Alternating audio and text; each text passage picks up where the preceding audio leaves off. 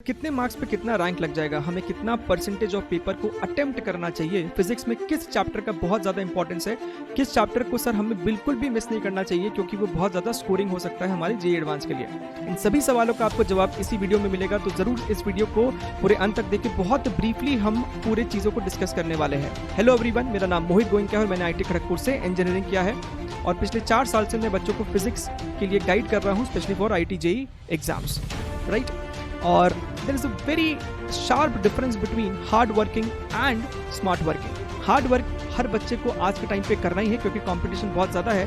At the same time आपको smart work करना भी ज़्यादा ज़रूरी है अगर आपको लीड में रहना है। और पिछले PYQs यानी प्रीवियस ईयर क्वेश्चंस या फिर पेपर का पैटर्न, पेपर का जो रिजल्ट रहा है, उनको अगर हम एनालाइज करें तो हमारे सामने बहुत सारे इंफॉर्मेशन निकल के आते हैं क्योंकि डेटा जो है वो कभी भी आपको झूठ नहीं बोलता है। ठीक है, तो चलिए हम इस वीडियो को शुरू करते हैं and let us get into the video. तो ये आपके सामने एक rank versus percentage marks table है, राइट। और यहाँ पे 5 साल तक का आपको एनालिसिस लिखा हुआ है, 2020, 2019, 18, 17 एंड 16। ठीक है, और मैं आपको ये बता दूं कि 2019, 18, 17 एंड 16 का जो यहाँ पे डेटा लिखा हुआ है वो एकदम एक्यूरेट है because these datas has been taken from the official data और report uploaded on the JEE advanced website.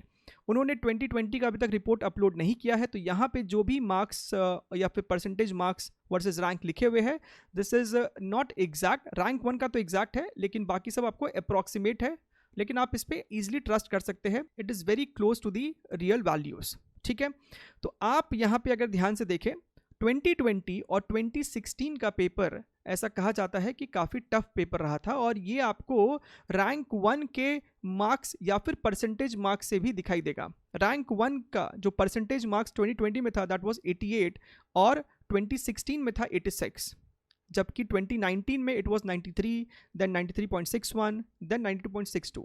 तो हमेशा 90 के अबव रहा है, लेकिन 2020 में और 2016 में ये कम रहा है, विच शोज कि पेपर आपको डिफिकल्ट था। 2016 का पेपर तो सब कोई जानते हैं, the infamous difficult paper, right.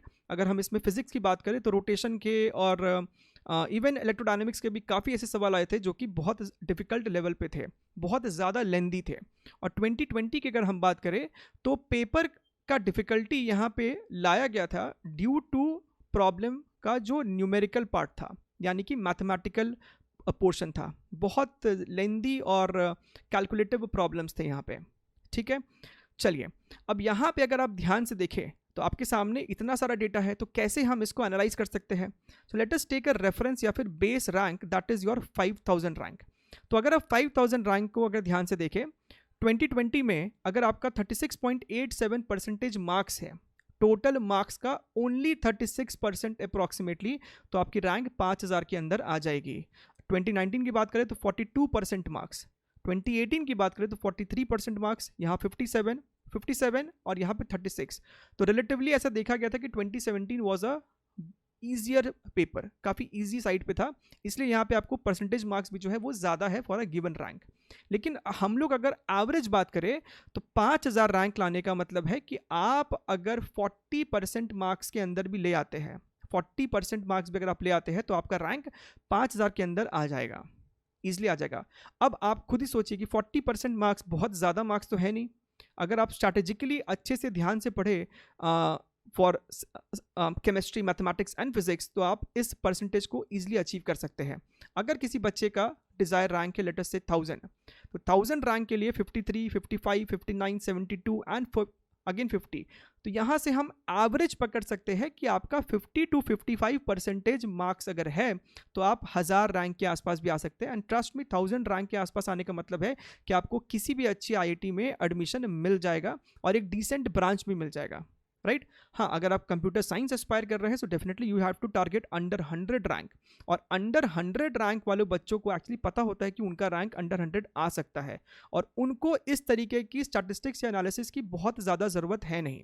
तो इस तरीके के स्टैटिस्टिक्स या एनालिसिस की ज़रूरत पड़ती है उन बच्चों को जो इस रेंज में लाई करते हैं 4000, 3000, 5000, 6000, 7000 रैंक के आसपास। अगर कोई बच्चा ऐसा है कि सर हमको तो बस एक रैंक ही चाहिए IIT में, तो कितना परसेंटेज मार्क्स लाना चाहिए। सो अगर हम लोग 10,000 को नीचे से ले तो यहाँ पे आप देख सकते हैं कि ऑन एन एवरेज आपको 30% मार्क्स चाहिए। अगर आपका 30% मार्क्स भी है तो आप इजीली 10,000 रैंक के अंदर ला सकते हैं। ठीक है, आई वुड ऑलवेज सजेस्ट कि आप इसे अपना बेसलाइन लेके चले कि आपका टारगेट होना चाहिए कि हमें 40% के ऊपर मार्क्स लाना है। तो आप जब अपना मॉक टेस्ट पेपर अभी दे रहे होंगे, स्पेशली फॉर 2021 एस्पिरेंट्स, उनके पास अभी कुछ 2 महीने के आसपास शायद बचा होगा, राइट? तो आप अभी अपना मॉक टेस्ट दे रहे होंगे, सपोज आपको आता है उसमें 30% marks, so you should always target कि हम उसे 40% कैसे कन्वर्ट करें। It is not going to be a cake walk 30% को 40% में कन्वर्ट करना, but you have to think about it कि किस सेक्शन पे हम ज़्यादा फोकस करें, कौन सा सेक्शन को हम ईजिली कन्वर्ट कर सकते हैं ताकि हम उस 40% के लाइन तक पहुंच सके। ठीक है, so this is a summary of your rank versus percentage marks. अब कुछ बच्चे इवन चार्ट सेक्शन में, कमेंट सेक्शन पे भी सवाल आया था उनका कभी कभी कि सर क्या 2 सब्जेक्ट को हम अपना बहुत स्ट्रांग कर ले और तीसरा एवरेज अपना चलेगा? ठीक है, चलेगा, it is there is no problem, लेकिन आपको कम से कम उस तीसरे सब्जेक्ट में अपना कट ऑफ मार्क्स क्लियर करना ज़रूरी है, राइट? तो यहाँ आपके सामने सब्जेक्ट वाइज कट ऑफ है and this is for general category, even this was for general category, right? तो जनरल कैटेगरी की अगर हम सब्जेक्ट वाइज कट ऑफ की बात करें, 2020 में आपको हर सब्जेक्ट में कम से कम 6 नंबर लाना ज़रूरी था, राइट? 2019 की बात करें तो आपको 12 नंबर मिनिमम हर सब्जेक्ट में चाहिए था। तो आप ऐसा नहीं कर सकते कि आपका मैथ्स में लेटर से 75 है, आपका फिजिक्स में लेटर से 80s में है और आपका केमिस्ट्री में 9 नंबर है। अगर ऐसा हुआ, अगर किसी भी सब्जेक्ट का आप कट ऑफ नहीं क्लियर कर पाते हैं, इवन दो आपका बाकी 2 सब्जेक्ट में बहुत अच्छा नंबर होगा, लेकिन आपकी रैंक में नाम ही नहीं आएगी, आपको कोई रैंक नहीं दिया जाएगा, आपको सिलेक्शन नहीं होने वाला आईआईटी में, इवन दो आपका टोटल स्कोर शायद 150-170 हो, राइट? फिर भी आपका सिलेक्शन नहीं होगा। सो you should always be very very careful कि आप अपने 2 सब्जेक्ट को, कोई दिक्कत नहीं है, बहुत स्ट्रांग कीजिए, तीसरा सब्जेक्ट को कम से कम इतना रखिए कि आप कट ऑफ को ईजिली क्लियर कर पाए, right? So be very very careful. I have scene certain examples in my experience जहाँ पे बच्चे कट ऑफ भी नहीं क्लियर करते हैं किसी किसी सब्जेक्ट में, किसी किसी सब्जेक्ट को इतना नेग्लेक्ट कर देते हैं कि उसको पढ़ते ही नहीं है पूरे साल तक।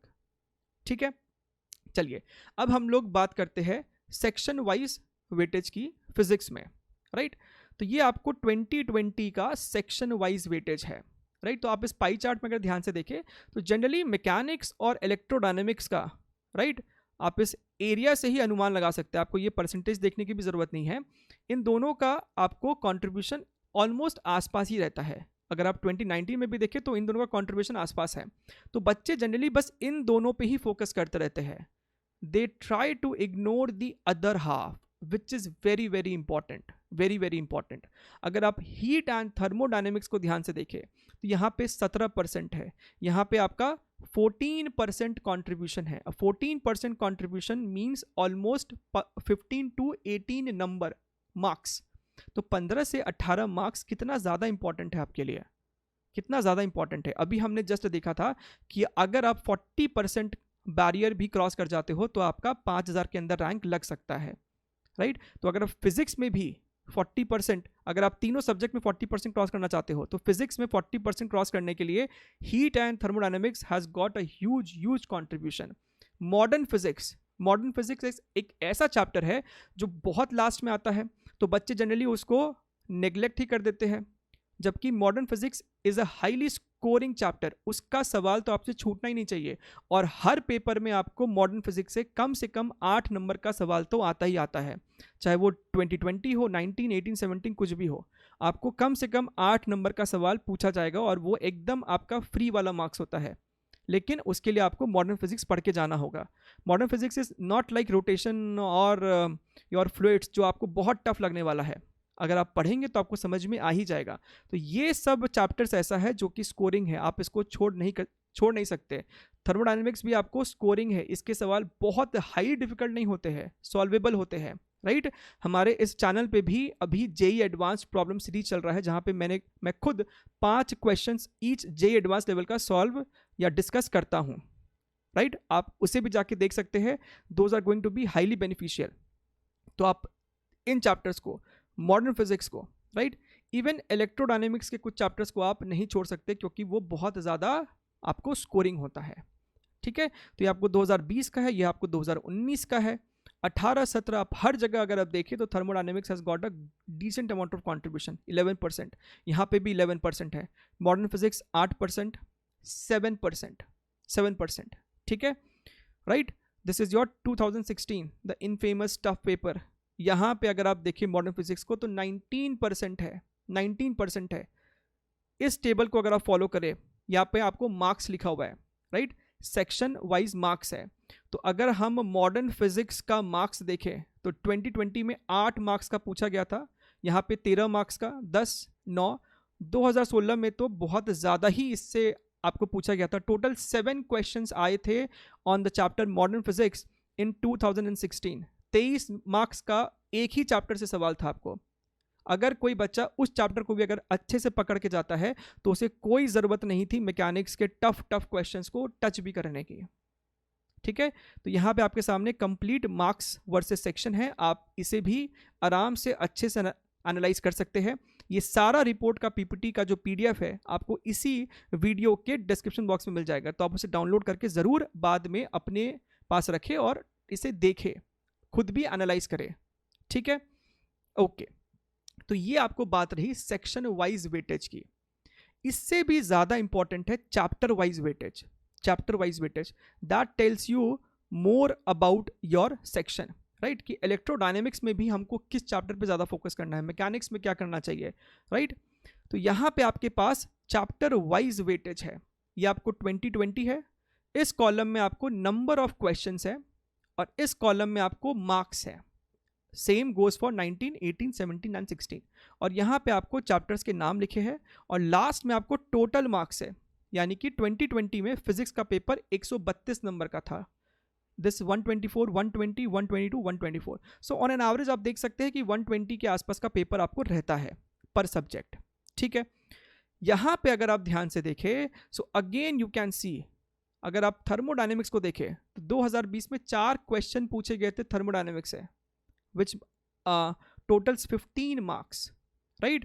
2019 में 3 क्वेश्चन था, 2018 में अगेन 3 क्वेश्चन है, 2017 में 1 क्वेश्चन है। यहाँ पे आपको ये 1 दिख रहा है लेकिन आप इसका मार्क्स देखिए तो ये 9 मार्क्स का है। I think this was paragraph, right. तो ये आपको 9 नंबर का अगेन सवाल था। 2016 में समहाउ थर्मोडायनेमिक्स से ज़्यादा सवाल नहीं पूछा गया था, लेकिन थर्मल प्रॉपर्टीज से आपको 3 सवाल थे, टोटल 9 नंबर का। सो ओवरऑल अगर आप देखें तो 9 + 3 12 मार्क्स का क्वेश्चन है आपको from thermal properties and your thermodynamics. When I say thermal properties I mean your concepts related to thermal conductivities या फिर रेडिएशन, ठीक है। तो इनसे भी आपको सवाल बनते हैं, राइट। अब ये शुरुआत के इन 3 चैप्टर्स को ध्यान से देखिए, 3 चैप्टर्स को आप ध्यान से देखिए, राइट। तो ये जो डायमेंशंस वाला चैप्टर है इससे भी आपको सवाल एडवांस में बनता है, आप देख सकते हैं, 2016 में तो 2 सवाल था 7 नंबर का। अब ये सब सवाल ऐसे होते हैं जो कि हाईली स्कोरिंग है। एक जेई मेंस एस्पिरेंट बच्चा भी जब डायमेंशंस को पढ़ता है तो वो भी इन सवालों को क्रैक कर सकता है। तो अगर आप एडवांस को एस्पायर कर रहे हैं so you can not afford to skip these topic and spend your 2-3 months just on chapters like SHM rotation and your work energy power collision, ठीक है। इन सब चैप्टर्स को आप बिल्कुल भी मिस आउट नहीं कर सकते हैं।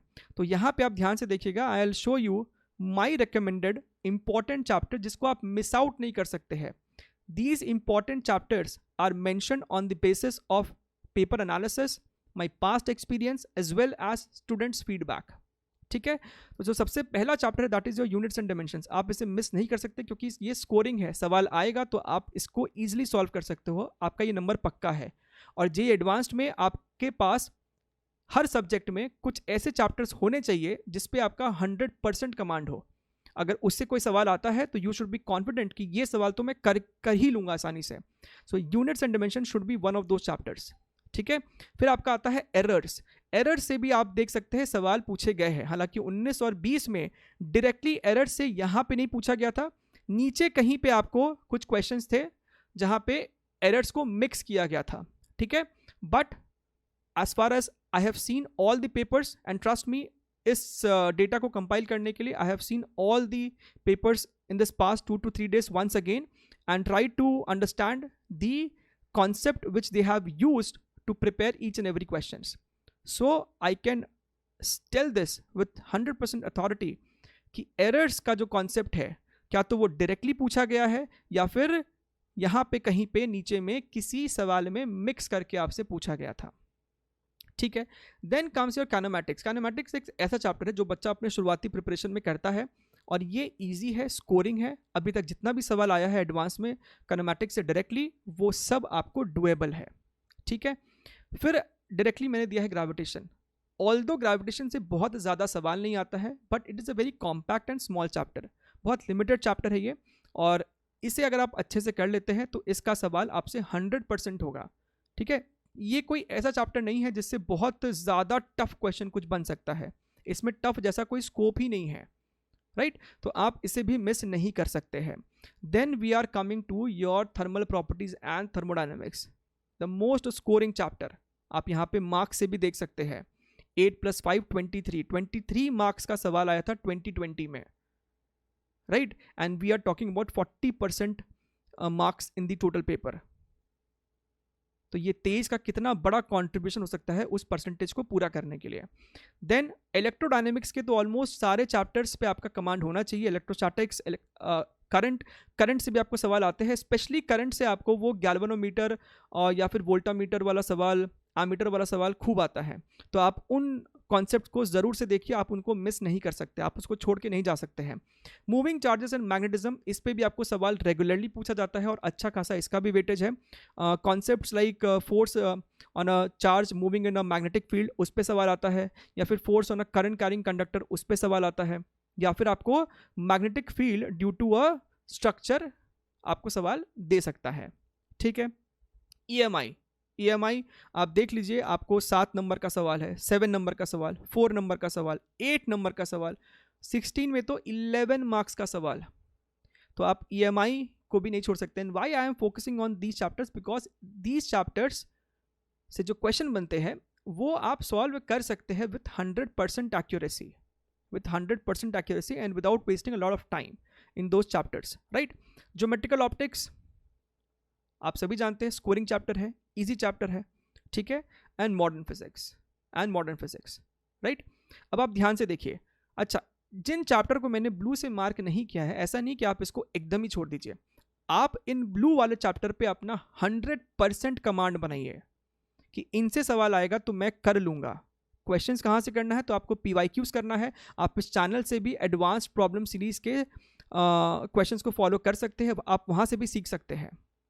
ठीक है. लेकिन इन चैप्टर्स पे आपको कमांड अपना 100% बनाना है. और जो चैप्टर्स यहाँ पे मार्क नहीं है, for example laws of motion, देखिए इसके बिना तो आपका आगे भी काम नहीं चलेगा, लेकिन आप इसको एटलीस्ट मॉडरेटली प्रिपेयर करें. राइट. वर्क एनर्जी पावर पे बहुत रेयरली आपको डायरेक्ट क्वेश्चन पूछे जाते हैं. अगर इस पे आपको क्वेश्चन बनते भी है तो वो कंजर्वेटिव फोर्सेस वाले सवाल बनते हैं, F = -du/dr वाला सवाल. तो वो वाला कॉन्सेप्ट आप इसमें एटलीस्ट देख सकते हैं. ठीक है. रोटेशनल मोशन, इसका वेटेज एक्चुअली में बहुत ज़्यादा है. 14 नंबर, 4 नंबर, 11 नंबर, अगेन 14, 11. लेकिन होता क्या है कि बहुत सारे बच्चे इस चैप्टर से डरते हैं. चैप्टर बहुत अच्छा है, अगर किसी को चैप्टर पसंद है तो वो इस पर अपना 2-2, 3-3 महीना लगा देता है. अगर किसी को नहीं पसंद है तो इसका एक सवाल भी कोई बच्चा देखता है तो एकदम घबरा सा जाता है, उसके तो एकदम प्राण ही निकल जाते हैं. तो रोटेशन एक ऐसा चैप्टर है कि अगर आपको अच्छा लगता है तो आप इसको ज़रूर पढ़ें. अगर आपको डर लगता है तो आप इसको फिलहाल के लिए साइड में रख दें. ठीक है. एंड में जब आपका इन सभी ब्लू वाले चैप्टर्स पे कमांड बन गया है, उसके बाद भी आपके पास समय बचता है, you can definitely go for rotation and then fluids. पहले रोटेशन पे कमांड बनाएंगे, फिर फ्लूइड्स पे. ठीक है. SHM पे आपको ज़्यादा डायरेक्ट क्वेश्चन नहीं पूछे जाते. SHM का सवाल जनरली किसी और कॉन्सेप्ट के साथ मिक्स होके आता है. ठीक है. ओके. तो अगर हम सिर्फ इस ब्लू मार्क्ड चैप्टर्स की बात करें, अगर आपने इसको भी अच्छे से किया है तो आप ध्यान से देखिएगा. द मैजिक ऑफ डेटा 2020 की अगर हम बात करें तो सिर्फ इस ब्लू चैप्टर्स का टोटल सबमिशन जो है वो है आपको 82 मार्क्स. 4 + 4 + 8 + 15 + 18 ऐसे करके जो टोटल है वो 82 है. 2019 का भी 82, 2018 का 75, 66, 88. सो ऑन एन एवरेज आप 80 नंबर पकड़ सकते हैं. तो आपका 80 नंबर इन चैप्टर्स में से आ रहा है. टोटल फिजिक्स का पेपर ही आपको, आप देखिए 120 के आसपास का है. राइट. तो 80 नंबर तो आपका इन्हीं चैप्टर्स में से है. और अगर आप इन चैप्टर्स को अपना 100% अच्छा चैप्टर बना लेते हैं, आपका इस पर अच्छा खासा कमांड है, and you even solve these questions with 70% accuracy, तब भी आपका यहाँ पे मार्क्स है टोटल 80 के आसपास, तो इसका 70% हो गया 56 मार्क्स, तो आपका 56 नंबर 56 मार्क्स तो फिजिक्स में बन ही सकता है। तो इस तरीके से अगर आप स्ट्रैटेजिकली अपने पढ़ाई को प्लान करें, आप जब कोई मॉक टेस्ट भी देते हो तो उसके बाद भी आप प्लान करें कि अच्छा ये वाले चैप्टर्स के सवाल तो जनरली इजी होते हैं, सो लेट अस टारगेट देम, राइट। तो उन सब को एनालाइज करके, बच्चों से फीडबैक लेके, मेरा जो प्रीवियस एनालिसिस है सबको देखते हुए I have recommended these chapters, right. I am not saying कि आप रोटेशन ना करें, आप करें, लेकिन अगर आपको इसमें थोड़ा सा भी तकलीफ है, डर है, तो फिलहाल के लिए आप इसको एक बार के लिए साइड रख सकते हैं, क्योंकि इसके कंपैरिजन में थर्मो को प्रिपेयर करना, इसको स्ट्रॉन्ग करना, इट इज़ ईजी, ठीक है। फॉर एग्जाम्पल यहाँ पे आपका वेव मोशन है, अब वेव मोशन में भी आपको पूरा पूरा चैप्टर का मास्टरी करने का जरूरत नहीं। जितना भी मैंने पेपर देखा है, जितना भी मेरा एनालिसिस है, इस पे ज़्यादा क्वेश्चन जो आपको बनते हैं वो बनते हैं डॉपलर इफेक्ट से, या फिर question mixing Doppler effect and beat और योर ऑर्गन पाइप्स। तो इन दोनों पे आपको ज़्यादा सवाल बनते हैं, तो एटलीस्ट आप उन दोनों कॉन्सेप्ट को अपना अच्छा कर ले, ठीक है। तो इस तरीके से आपको अपना पढ़ाई को प्लान करना चाहिए। तो आई होप आपको ये पूरा का पूरा एनालिसिस बहुत ज़्यादा यूजफुल लगा होगा। अगर यूजफुल लगा है, अच्छा लगा है, then do share it with your friends, subscribe the channel, hit that bell icon, और हम लोग ऐसे ही और इंटरेस्टिंग एनालिसिस वीडियोस में भी मिलते रहेंगे। आप ज़रूर कमेंट सेक्शन में लिख के बताएं कि इसके अलावा आपको और कौन सा एनालिसिस वीडियो चाहिए या फिर आप का रिक्वायरमेंट है, ठीक है। चलिए मिलते रहेंगे, टेक केयर, बाय बाय।